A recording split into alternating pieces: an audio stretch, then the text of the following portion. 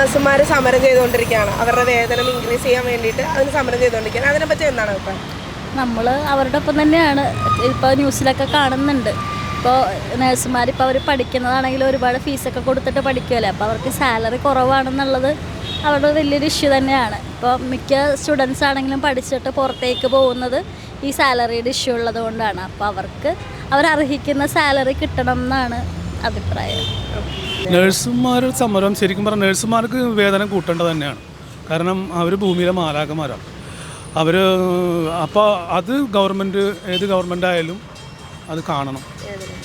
അവരുടെ ആവശ്യങ്ങൾ ജെന്യൂനാണ്.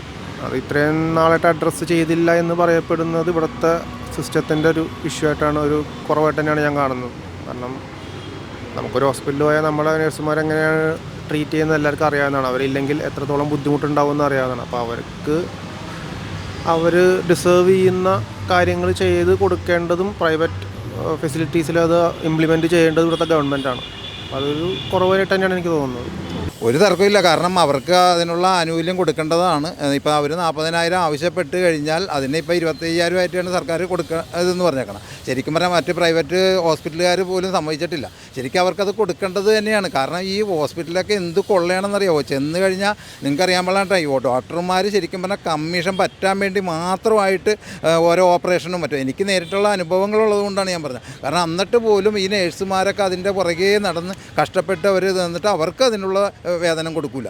പണിയെടുക്കുന്നവർക്ക് വേതനം കൊടുക്കണം ആരാണെങ്കിലും. അതാണ് എനിക്ക് പറയാനുള്ളത്. നഴ്സുമാർക്ക് അവർക്ക് മാന്യമായ വേതനം കൊടുക്കണ്ടേ? ഇൻജസ്റ്റിസ് അല്ലേ അത്? മറ്റുള്ളവർക്ക് ലക്ഷങ്ങൾ കൂട്ടി കൊടുക്കുമ്പോൾ ഈ പാവപ്പെട്ട നഴ്സുമാർക്ക് സേവനം ചെയ്യുന്നേ കൊടുക്കേണ്ട അതൊരു ധാർമ്മിക ഉത്തരവാദിത്വം കൂടിയല്ലേ സർക്കാരിൻ്റെ? അവർ റിക്വസ്റ്റ് ചെയ്തിരിക്കുന്ന അർഹതയായ പൈസയാണ്.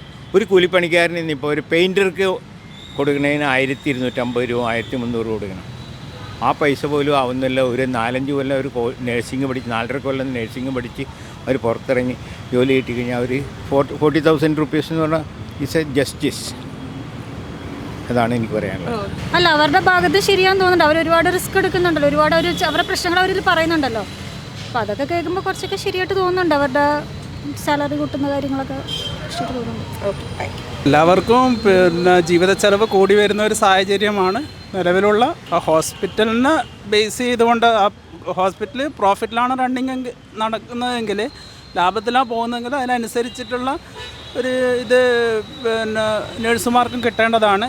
അപ്പോൾ നമ്മൾ മൊത്തം ഓവറോൾ നോക്കണം. അല്ലാണ്ട് നഴ്സുമാരുടെ ഒരു ഭാഗത്തുനിന്ന് നഴ്സുമാരുടെ ശമ്പളം വർദ്ധിപ്പിക്കുക അത് ആവശ്യമാണ്. പക്ഷേങ്കിൽ നിലവിലുള്ള ഹോസ്പിറ്റലിൻ്റെ റണ്ണിങ്ങും അതിൻ്റെ മുന്നോട്ടേക്കുള്ള പോക്കും ഒരു പ്രധാനപ്പെട്ട ഘടകമാണ്. അതിനനുസരിച്ചിട്ട് ആനുപാതികമായിട്ട് ഓരോ വർഷവും ഇവർക്ക് അർഹമായിട്ടുള്ള വർധനവ് വരുത്താൻ അതിൽ അപാകതയില്ല എന്നാണ് അഭിപ്രായം.